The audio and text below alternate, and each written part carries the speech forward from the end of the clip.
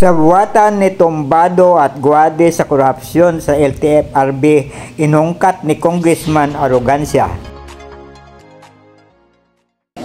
Next interpolator would be the Honorable Reynan Arrogancia. You have the floor, sir. Mr. Tumbado, magandang umaga sa iyo. Lilinawin ko lang na ikaw ay contempt sa umagang ito na pinapaikot mo kami dito sa committee ng transportation. Pero hindi ibig sabihin nun sa mga taga-LTFRB na mali si Mr. Tumbado.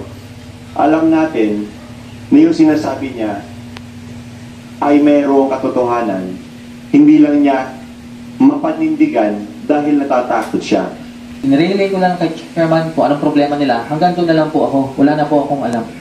Nasabi mo kanina na may alam ka sa nangyayaring katiwalian. Pwede mo bang isa-isahin sa oras na ito? Yung pong na-dismiss ng kumpanya, labas, nagre-request po sila na mabuhay po muli. Ito po yung prangkisa nila for 12 years. Tapos lumapit po sila sa amin kung paano po mabuhay po muli yung kanilang franchise. Iipitin ang prangkisa para maglagay kay Mr. Tumbado at mabilis na magkakaroon na bahala na sila.